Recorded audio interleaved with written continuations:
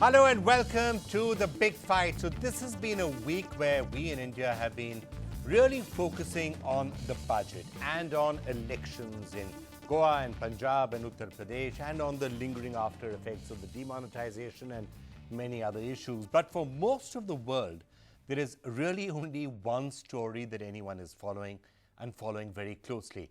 Everyone seems to be gazing with horrified fascination at the United States and what is happening there under the leadership, and I'm using that word carefully, the leadership of Donald Trump, the new president of the United States. And some of the actions that Donald Trump have been taking in recent times have led many people to scratch their heads.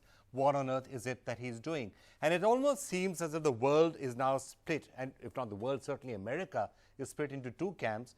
A large number of people are saying, what on earth is he doing? Why is he out to destroy the American ideal and American ethos and everything that America is supposed to stand for? And then a large number of people who are saying that, well, he did exactly what he said he would do, what he was elected to do, and therefore he is doing the right thing. So on this episode of The Big Fight, we're going to try and make some sense of the Trump phenomenon, what he's doing, why he's doing it, where he's likely to go from now, and what the rest of the world should do, or what the rest of the world can perhaps do about it. And joining us here, we've got a great panel to help us understand what exactly is happening in the US. Shahid Siddiqui, editor, Nai Dunya. We have with us Aditya Mukherjee, historian, who's going to try and place all of this in historical context, no doubt. Amy Kasman's with us, South Asia Bureau Chief of the Financial Times, who's going to tell us why she voted for Trump and is such a big supporter. No, okay, Amy, I'm kidding, I'm pulling your leg. You're from Berkeley. Your ex-college is actually rioting right now, and perhaps you're going to have another Vietnam War type situation emanating from Berkeley. Who knows where that's going to be going. Shiv Vishwanathan is a sociologist who's going to give us a sociological context of why 60 million Americans voted for Trump and why many of them still continue to support him. Meera Shankar, it's fascinating to have you with us because you were ambassador to the United States and you were at a slightly calmer time. This is the Obama era, right? 2009 to 2011 is when you were the ambassador to the US. He had a reasonably polite conversation with Narendra Modi. None of the fire breathing that he apparently did with the country as innocuous and as close an American ally as Australia. But then H-1B and other things happen, so who knows where this is headed to and what his next conversation perhaps could be. Shalabh Kumar is a great supporter of Trump who's been really leading the charge for Trump from among Indians in America, so fascinating to hear his point of view.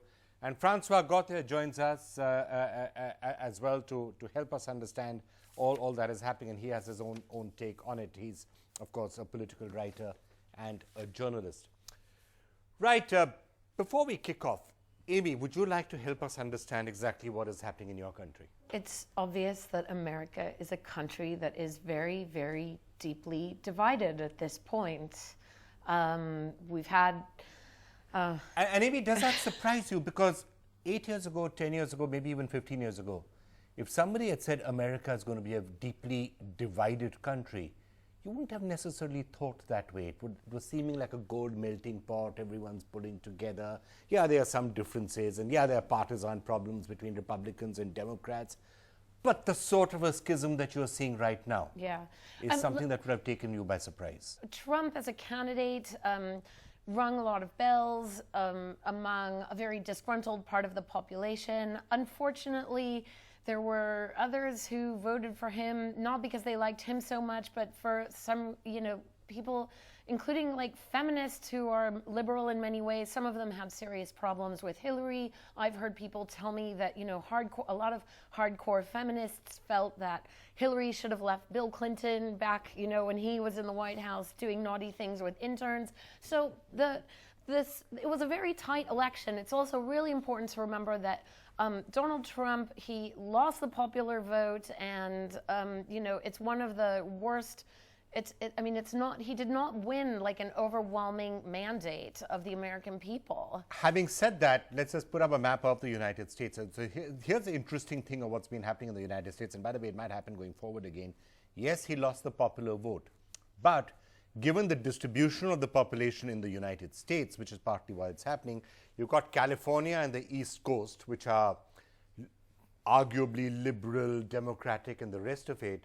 That entire swathe of red in between the two coasts is theoretically then and now Trump territory. And so geographically, you may well have a situation where a majority of the United States is supporting the steps that he's taking right now. Geographically, but a lot of those geographical areas are just wide open spaces with not that many people out there. So that's true, valid, but a large number of states, and that's where the electoral college question. Right, and that's why that's why he won power. But I also would like to say that it was very tight for him. There was basically, I think it's about 90,000 votes in a couple of states, 3 or 4 states, that tipped the balance in his favor.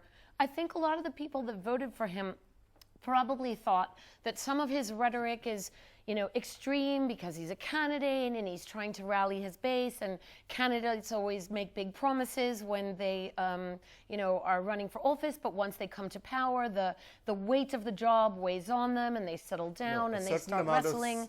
And that hasn't happened. The words that you're struggling to get is a certain amount of sense dawns, a certain amount of moderation dawns, some sanity perhaps. You're not necessarily taking to Twitter to lambaste your closest allies, such as Australia, as I mentioned, Mexico, you name it. There are people who would say, yeah, he said all of this when he was campaigning, but we didn't really think he's going to do it when he came to power, such as banning, people from arriving from 7 Muslim countries and saying we are going to build a wall and doing all the other stuff that he's done, which potentially from outside looks as if he's setting America back. And the others will say, but that's what he said he was going to do, and that's what he was voted to do, so what's wrong in him doing it? And his base might still be supporting him for doing it. I think historically the issue is how Trump is reacting to economic recession. And what has the world done in similar situations earlier? He's doing exactly what happened in the 1930s. He doesn't have an economic solution. He's not offering the New Deal. What he's offering is he's offering aggressive nationalism, identity politics, hate-mongering, and violence. This has become a substitute for a program. And that is why this is extremely dangerous. Interesting what you say, because you're right, a lot of what he's saying. And by the way, when people say that the world itself is looking very 1930-ish, it's a possible reality, because yes, you're right. Protectionism, check, that's what's happening. Yep. Chuck all these guys out, don't let foreign companies. Right. He actually went publicly and said protectionism, he said it in his inaugural speech, protectionism is good, which is something which I didn't think we would be hearing this day and age. So yes, you're right, protectionism, check. Doing away with the rest of the world, being isolationist, check. Hate-mongering, fear-mongering, looking at the others, check. So yeah, you're right, a lot of those features are out there. And what's wrong with this is that this is not a solution. He's trying to take America backwards. When you say that there will be protectionism, when you say that there will be no immigrants, he's trying to do, you cannot, for example, try to appeal to the blue-collar worker and say, bring manufacturing back to the United States. You cannot make United States a garment-producing country like Bangladesh. The answer is moving forward, and here he's trying to do something which is just not economically possible. So he'll substitute it with this kind of politics, and that's the danger. So, he's playing politics. It's the politics of spectacle. Yeah. It's we're not bred in circuses like a circus. Yeah, but that's what the Romans also did it very successfully. One important difference to the 30s would be, and that's also one of the factors behind Trump's victory, is the demographic changes within the US. It's far more diverse, there are many more communities, and predictions are that, say, 15, 20 years hence, it may no longer be a white majority country. So there is a subterranean anxiety about race and racial dominance within the United States, which, along with the economic factor, was a very strong factor in Trump's victory. So the white lash, as it was caused the day after he took over, right? And the fact that, it may not even be a white majority country anymore. And then all of this stuff is happening. And then the big elephant in the room, which we are going to come to right now, which is frankly, and a lot of this was to do with that, is Islamophobia and keep the Muslims out, and what is happening with the Muslim world and terrorism and all of that. That's another factor which we should come and discuss, because there was a lot there to it. Sociologically, is that the reason why, not just the fact that he won, but the fact that he's continuing to do this? I mean, let's assume he's a rational person. Let's assume he's a rational person. He's not just going off, and saying, yeah, I'm going to do all of this crazy stuff because I want to do it. He's doing it because he feels it's the right thing to do. It's what will appeal to his core, it will appeal to his base, and he's doing it for some reason. Those are some of the sociological reasons why he's doing all this, taking all the steps that he's taking. Would you agree with that? Yes, but I think it's an incomplete analysis. I think what you're trying to say is that the politics of elections dominated the politics of civil society. And I think what you're going to see is the resurgence of civil society. You know, what really happened is, the thing that surprised people about Trump was he was the first literal politician, not literate. He was a caricature who was exactly what he was. Okay. So he captured the repressions of a society. I think it's good the repressions came out. But I society think is going to fight back, you're saying? yes, I think the prospect of American civil society returning in a creative way cannot be discounted. And by the way, can I just say that? I want to get all of you to take that. And by the way, I would have to say, I would tip my hat to the way a large number of Americans have reacted to this. Not just the media. Now, okay, media, you can say, and Trump does say, he doesn't beat around the bush on this, pun not intended. He says very clearly that the media is biased. It's a fake news. You look at the tweets he said here. Just see some of the tweets he's put out about New York Times and other respected papers. I'm putting them up on the screen. I won't even read them out. So that's what he says. Okay, he's attacking the media. But it's not just the media. It's those people who are marching on the streets. It's the way corporate America has reacted. I mean, can you imagine giant multi-billion-dollar corporations stepping up and taking the stance that they have? It is, in a sense, a resurgence of civil society, which I think is noteworthy. Basically, Donald Trump has a vision of America that's very much a kind of a 1950s, the immediate aftermath of World War II, when men were men and women were girls and, whites ruled the roost. And that's the kind of America he wants to go back to, it seems like. But the March on Washington and the other cities was really, really impressive because there was huge turnouts and, people from all over the country went to here and there to join these marches and make their voices heard. But what was even really more heartening was the way people flocked to the airports last weekend when they got the news of what was happening. And I think one of the things that's most alarming about what has happened, I mean, the kind of the refugees and the ban on people from 7 countries, but it's also important to really take notice, because this is the most sinister part of all, that people who had long ago been granted long-term permanent residency in the US, green card holders who were, for whatever reason, outside the country, and they were from those 7 countries originally. They have permanent residency rights. They have wives, children, families, cars, mortgages, and suddenly they're told they can't come back to their homes. But there's talk that it's been, after that the government indicated it was dialing that back, but it happened, yes. But what I and some of the things that we've seen since then, 5-year-old children being handcuffed, it's like bizarre. But what I want to say is, everywhere across the country, in the big cities with international airports, people flocked to the airports to protest, to go and show their support and their opposition for this, including the founder of Google, Sergey Brin, who went to the SFO. I think this is what Shiv was saying, that civil society is... More important, here is the first time, look at the power of American democracy. It can admit to an instant mistake. They realize that something is deeply wrong in the electoral system, and they could challenge it. I think it shows potential. It's not yet been challenged, it's just that people are protesting. Now, let me get Francois Gauthier.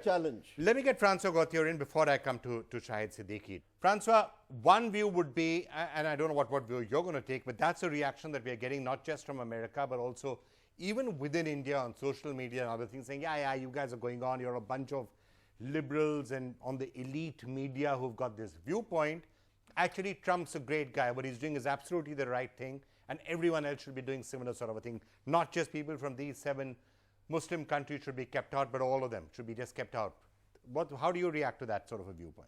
It's fine to talk about stopping terrorism, but we see now these terrorist acts are done by lone people. One guy would drive the truck driver, another guy who kills people with a knife, another guy who attacks people with a machete. How do you stop these? I don't think Mr. Trump can do much about it.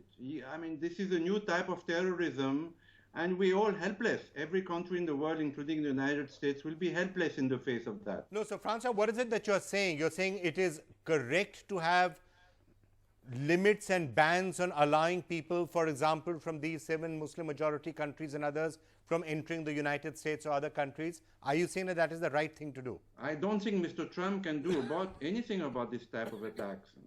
He's as helpless as anybody else.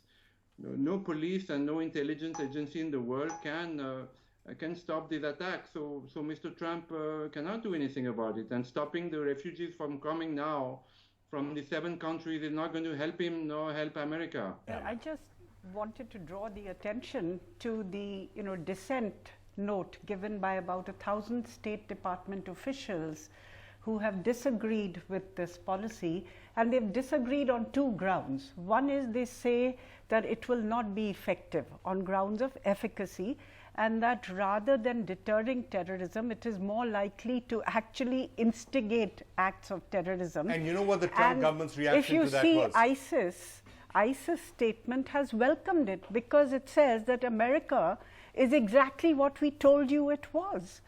And the second reason why the State Department officials have disagreed with it, this 1,000 State Department officials, is they say because looking beyond the issue of efficacy, it goes to America's core values, which have always been to welcome people from across the world and to nurture talent. Absolutely. That's what they said. That's what many people might believe. But you know what Trump's reaction to that was? Yes. Either those 1,000 State Department employees get on board with his policies, or they can leave.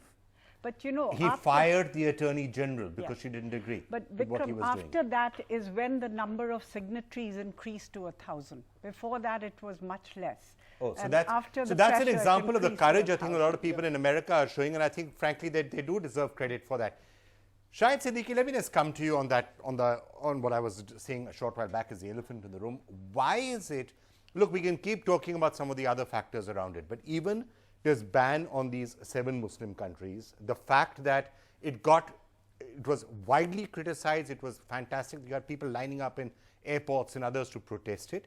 But if there were sections in America which supported it, if for that matter there were sections in India among certain sections of people who supported it, let's not beat around the bush. It was partly because of Islamophobia. It's exactly this sort of an argument that where, if you allow all these people in, they're all Muslims, there will be terror attacks, they will kill people, they will stab people. We should just keep them all out. Is that, not to put too fine a point in it, is that really what is happening? No. That's perhaps one of the reasons why Trump won in the first place. Point is that it is not Islamic countries, Arab countries.